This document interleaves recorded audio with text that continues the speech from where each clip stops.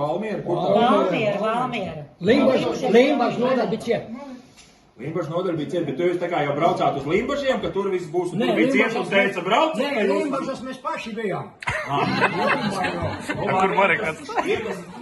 Ir tas vakars, jūs esat tajos Limbažos, ko jūs Limbažas darat? mēs dzīvojām. 21 gadu. Bija 4 tankisti un suns, un tur bija Mareks. Jā, tā Un superīga filma. pirmo gaidīja Mareku. Mareks nepiedzim, piedzim Agija. Un es tevu meitai. Un es tevu meitai. Es esmu vienīgā uz augšu, viņi vispārējie 3 ir. Nē, un meitai vārdi no manas puses bija diķi, un Mareks radās no mammas puses. Labi, bet nu tā tīri, 4 tankisti un suns, tāpēc Mareks, māsai ar kaut kādu filmu māju. Limbažos 5 Mareki bez tajā filmas. gadā bija. Bez filmātas. Mājas, no darba mājās nāk, sniegs ir līdz kaklam, kupenes milzīgas. Kurā ielā bija tas veikals? Ja garām veikalām jūras ielā šodien, nē. Šodien būs jāstūrē. Pie durvīm. Jūs privāt māja vai kur ir kādā? Dzīvoklis. Kādā ielā dzīvo? Stacijas ielā. Pie mājas jau. Žigulis. Mārītes balss skan. Mārīt izskatās, ka beidzot ir sācies gan. Ātrā palīdzība brauc, sniega ir ļoti daudz. Riepas kauts Mārīte un mediķi ir grāvī. Vai tiešām būs jādzemdē te?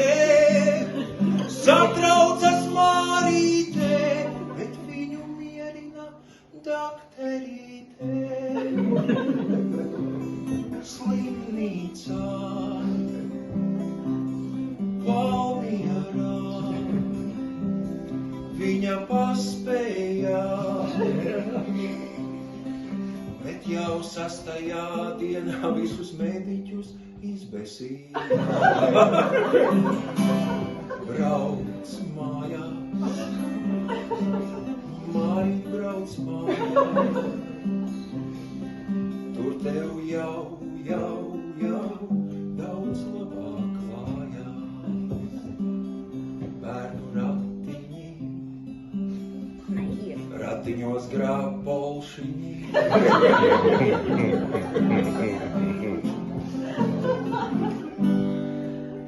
Jā, Māreki.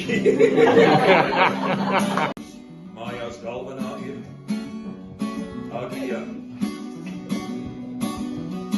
Bet tajā sniegā īnājā novembra naktī šo viņas pārvaldību viens gadījums mainīja. Brālītis, maz brālītis ir piedzimis, ratiņus atņēmis, bet vēl nestaigā. Tāpēc mazai meitenei jāiet uz veikalu Jūras ielā starp citu pēc alītām. Tas bija Stacijas ielā. Arī Stacijas ielā viņai gali. Viņai jo brālītis vēl staigāt, nē. Mamīt, skaties, Mareks jau staigā. Pļauš.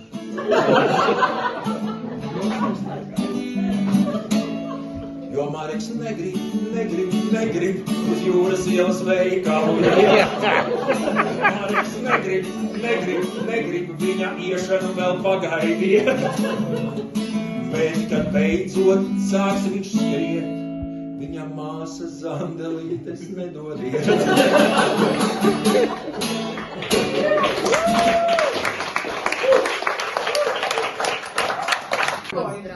Es vispār nepīpēju. Es esmu Mūžā nopircis vienu paciņu cigaretes. Zefīri? Jā, Zefīri. Un es aizbraucu uz Olainu, un es nezinu, ko lai to paciņu vispār dara. Un tā es viņu visiem esmu izdāļājis. Un beigās mēs tur Olainai vai uzpīpējam, un kāds mums tur ir nofotografējis. Tajā laikā. Tas bija brāļa klases biedrs tēvs, kas no balkona fotografēja. Bet tur bija tā, ka atbraucu Mareks, kurš ir 2 gadu vecāks, pa mani attīstīja, pa pārējiem tikpat vai vairāk. Viņš ir baigais veķis, jā. Tā jau veķis mani smēķi. Zefīrens ir kas, piedod. Nosaukt, Zefīri. Zefīri. Nezinu, kam ražot. Kam to mentoli? Mentoli. Un mēs visi paņem pa smēķi, jā. Baigās. Rudās, jā. Tā kā orbiks apmēram. Nu jā. Kurš tas gads bija? Cik mums gadu? Un tad nofučējos vienkārši. Nu nofučēja, bet bildēs pēc tam izrādās, ka nevarēja redzēt, bet mums draudēja to, ka mēs visi esam pieķerti. Bet tā kādas varēja būt sekas, Mārija, tu zinātu, ka Mareks vēl? Es biju dzirdējis. Nē, Mareks nevēl.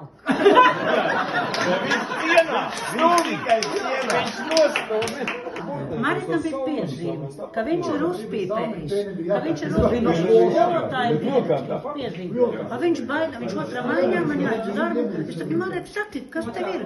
Es parakstīšu. Es vakar atnākšu mājā parunāsim. Es teicu, ja tu gribi pīpēt, nepīpēt. Mājās stāv cigaretes priekš brāli, kad brauc no Olēta brālis Mārtiņš. Ja tu gribi pīpēsim ap 2 kopā, un ja tu gribi nokļūt sanatorijā, tad pīpē. Bet man otrā klasē bija piezīme dienas grāmatā par pīpēšanu. Nu, par to jau runā. Nepamatoti, Marek. Jā. Mareks ir pīpējis tikai 2 reizes dzīvē. Vismaz tā viņa mamma šobrīd savas atmiņas kopā līmē. Pirmoreiz 2. klasītē dienas grāmatā bija piezīme. Mamma teica labāk nē, bet ja jā, tad tikai ar mani. Tēli pīpēsim, pēc tam sanatorijā noēsim.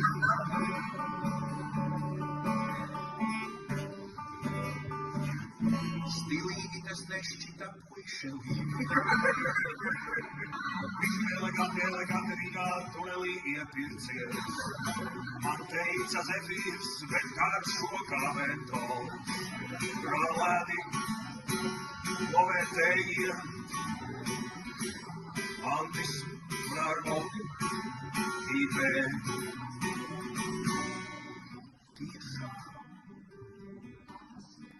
Garšo kā košene, dūmi pūša skāv, košeļu burbuļi. Bet, diemžēl, ir daži kretīni, kas to fotografē.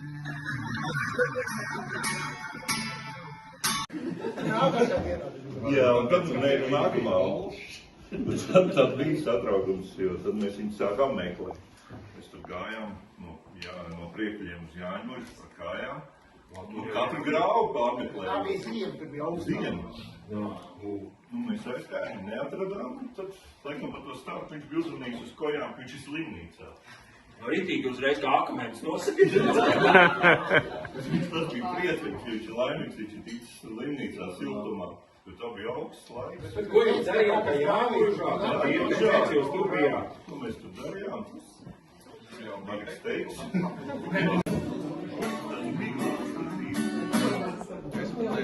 6 no rīta, 3, 4 Priekuļos koju numurā. It kā sirdis mierīgas, drusku sāp visiem galviņā. Tomēr nemiers sirdī pamatīgs. Nav Marekā. Nav Marekā. Pa visiem kopā bildis salika. Kad mēs stopējām vilcienu, jau nebijām Marekā. ziemīga pastaiga.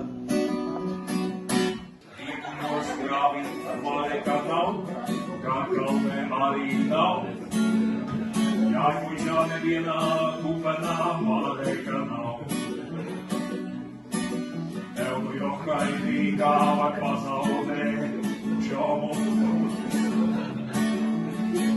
Visi trīs galvā cīnās ar šo domu. Dzin, zvana koju telefons, smaidīga balss, tas ir viņu džons. Eugīnieks esmu slimnīcā, viss ir kārtībā, kurpju nav un smadzeņu satricinājumu. Viss ir kārtībā, nospiež vieni, un viss tāpat kā pagājušajā nedēļā.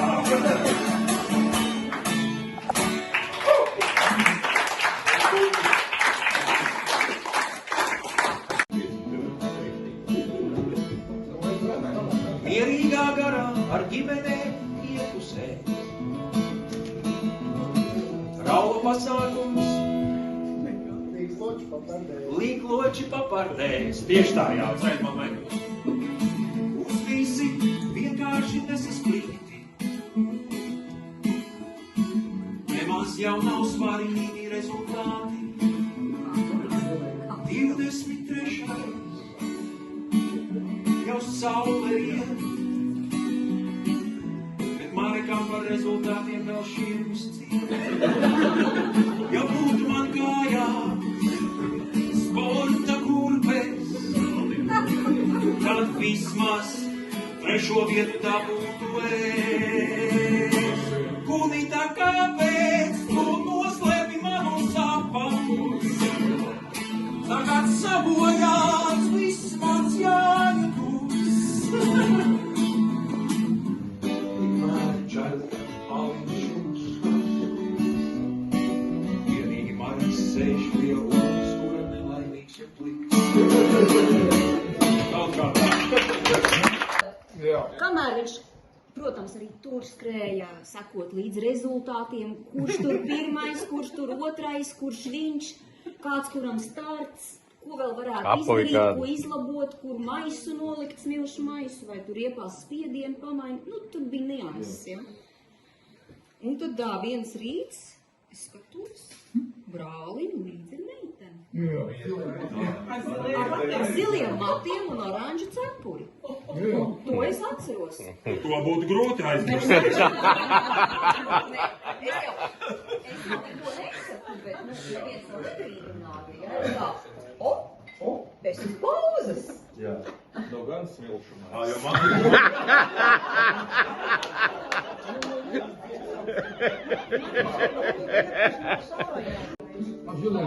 Nē, tad, kad viņi bija Kad Gunita ir māsica, cik labi.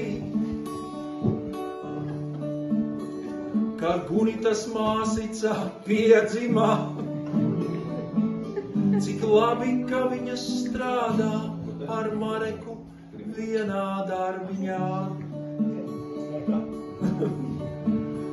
Cik labi, ka tajā dienā skajā bija brīvdiena. Viņa ieradās neaizmirstamā. Zili mati un oranža cepurē.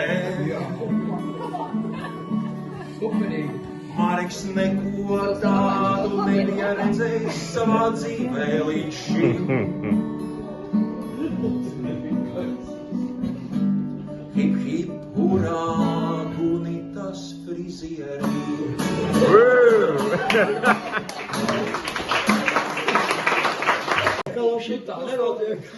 Tā Norvēl, tajās brīvdienās bija salāts bija pozitīvs, domāju, atpūtušies, aizbrauksim, esam vēl pozitīvs. Un iekāptai laivā tur ar maisiņš ar aliņiem, kaut kā stiprāks, vēl bija viss normāli, nu kā jau tur, Airs bija? Bija, jā, un Mareks tur ar Gunitu ar vienu laivu, mēs tur ar otru, un bērnu pa vidu, Un tā, bet, tad, kad es sapratu, ka mums tā saprašana ir dažāda par to mierīgo laivošanu, tad, kad es pēc pirmā līkuma vairs viņu neredzēju. Mēs vēl nebijām mērniekos tikuši, viņš jau bija salāts Krīvē. Kāds tur vairs pozitīvs vai kas tur? Nē, Marek, piedod. Marek? Nē. Marek, kā tu to atceries?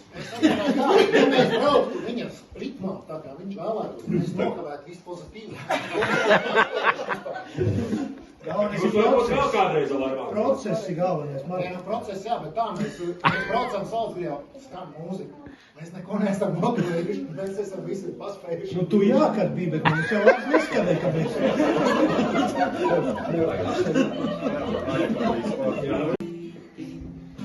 Tā vai airus iemērksim, lēni, lēni, mierīgi,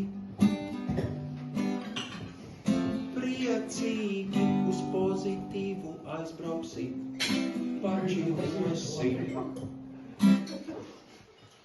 Pēc pirmā līgumā nav vairs Marekā, Juris vēl viens pats peldīgs sēs, Juris skatās maisiņā, it kā tur viss priekš diviem, bet nav vairs Marekā, Mareka tādā. Mareks bija pozitīvs.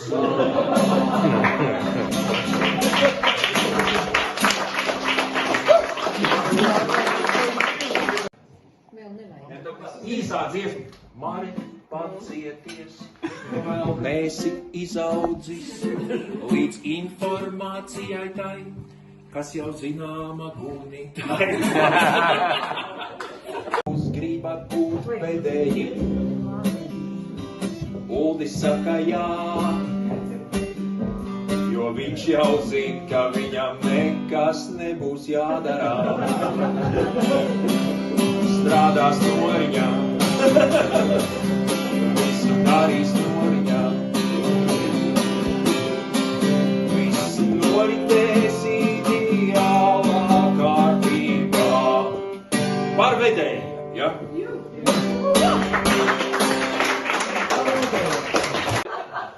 Mums neļaus samelo dziesma arī radusies, pašām viņam tur 5 minūtēs, tad man bija 37,2.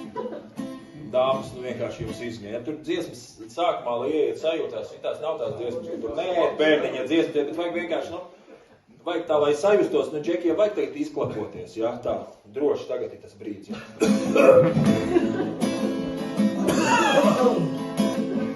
Tagad mēs esam sajūtās un...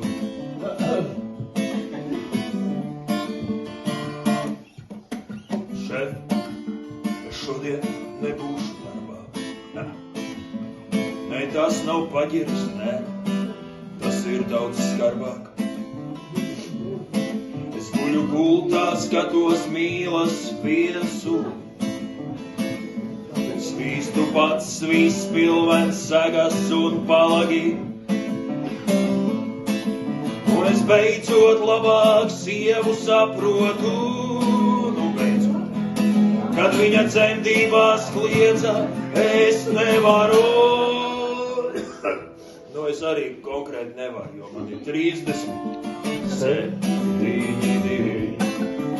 Jā, man ir 37,2. Salauž jebkura vīrieša dzīvi, kas 37,2.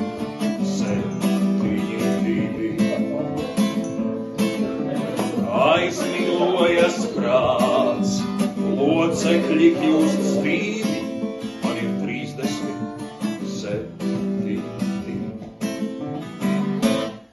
Man ir tik štruntīgi, ka pats sev apsolu, kļūšu vegāns, ja izdzīvošu, un priekšā pakaļā rokas mazgāšu. Ja vajadzēs pats sev pārbaudīšu prostatu un ar pliku galvu no mājas neiešu. Ģimenes ārstu uz ātrajiem zvaniem programmēšu, jo man ir 37.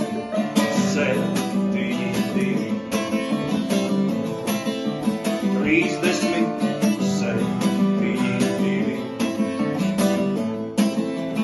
Salauž jebkura vīrieša dzīve. 37. Uz rītdienu jau izsaucu drošības pēc, uz mājām notāru. Jo, ja nu tomēr Dievs ir, man nedos otru iespēju. Man tomēr 37. Man ir 37. Jākārt. Pēc 40. Viss sāk sāpēt, pēc 40. Besīvis, bet neuztraucies, viss vēl priekšā, vēl jau nesi nomiris. Pēc 40. Tevi ciena, pēc 40. Briedums nāk, un pamazām tu pamani, ka vienkārši stulbums vairs nesanāk. Čempions, tu esi čempions, maņa. 40 plus klasē.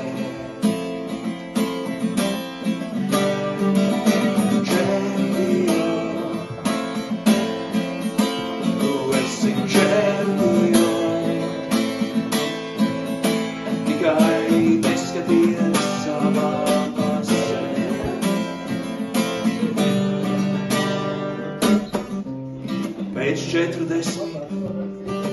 Otrā elpa, pēc 40.